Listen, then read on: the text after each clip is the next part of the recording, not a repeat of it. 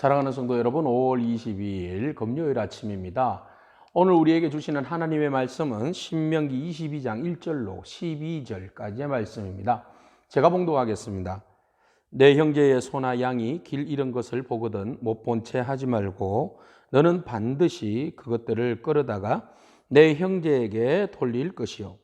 내 형제가 내게서 멀거나 또는 네가 그를 알지 못하거든 그 짐승을 내 집으로 끌고 가서 내 형제가 찾기까지 내게 두었다가 그에게 돌려줄지니 낙이라도 그리하고 의복이라도 그리하고 형제가 잃어버린 어떤 것이든지 네가 얻거든 다 그리하고 못 본 채 하지 말 것이며 내 형제의 낙이나 소가 길에 넘어진 것을 보거든 못 본 채 하지 말고 너는 반드시 형제를 도와 그것들을 일으킬지니라. 여자는 남자의 의복을 입지 말 것이요 남자는 여자의 의복을 입지 말 것이라. 이같이 하는 자는 내 하나님 여호와께 가정한 자이니라.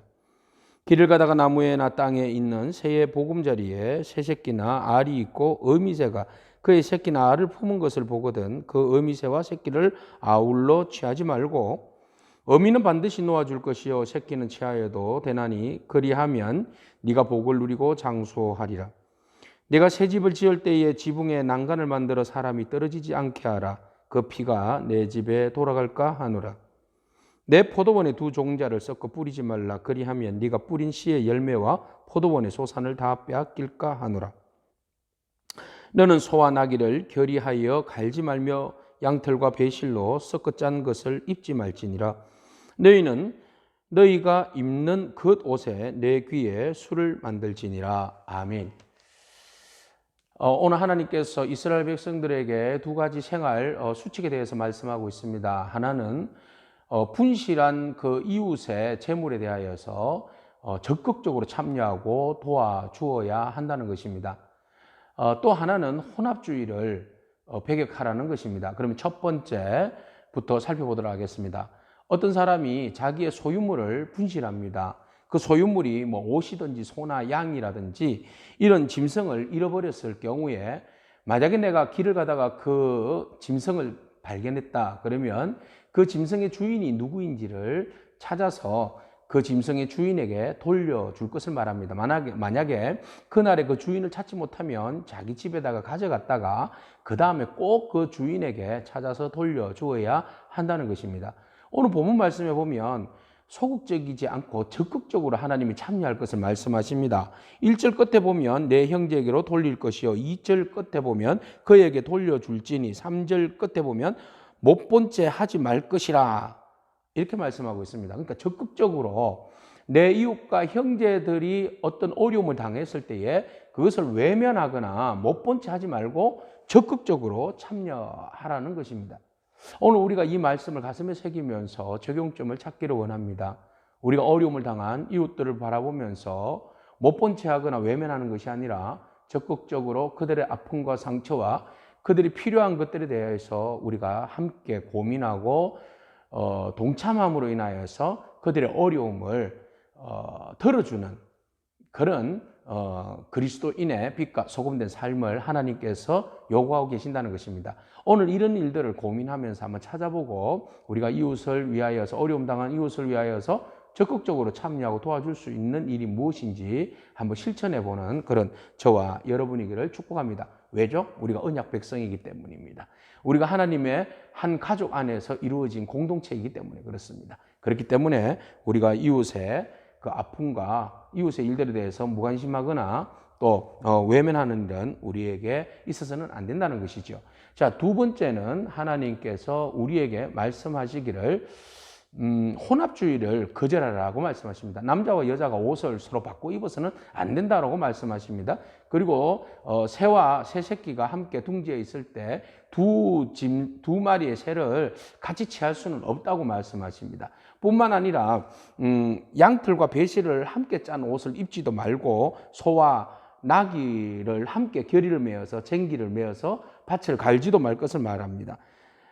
이것은 또 두 종자를 함께 밭에다가 뿌리지 말아라 이렇게 말씀하십니다. 뭐 요즘 시대에 섞어서 옷을 만들기도 하고 뭐 섞어서 종자를 뿌리기도 하고 그렇게 하는데 요즘 맞지 않지 않느냐 이렇게 말할 수 있습니다만은, 그러나 하나님께서 그 시대에 3,000년 전에 4,000년 전에 그 시대에 하나님께서 원하셨던 그 메시지의 중심이 무엇인지 우리는 봐야 합니다. 율법적으로 이것은 맞고 옳고 그르고를 판단하는 것이 아니라 그 시대에 왜 하나님께서 이 말씀을 하셨습니까? 거룩한 백성으로서 구별된 삶입니다. 물론 이것은 오늘날 적용되는 부분도 있고 적용되지 않는 부분도 있지만, 그러나 원칙적으로 그 중심은 무엇입니까? 구별된 삶입니다.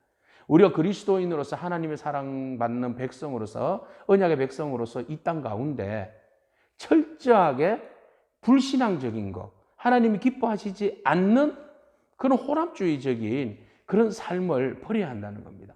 그리스도인이라면 온전히 그리스도인이어야만 합니다. 회색지대는 없습니다. 온전히 우리가 그리스도인으로서의 삶을 살아야 합니다. 때로는 그리스도인으로 삶을 살기 위해서는 손해보아야 하죠.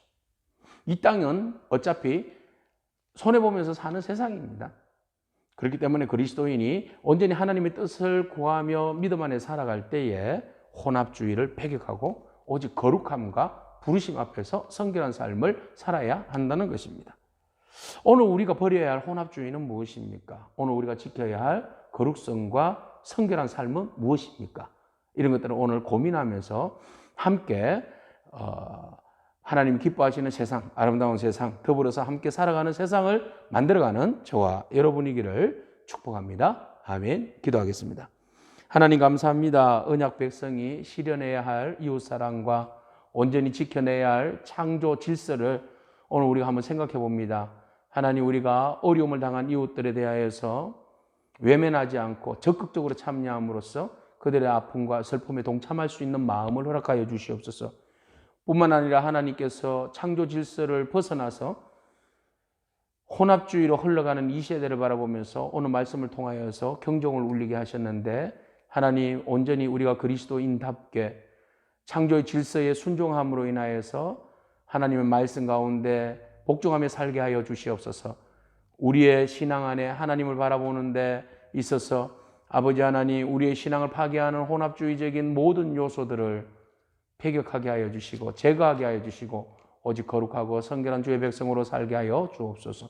예수님의 귀하신 이름으로 기도하옵나이다. 아멘.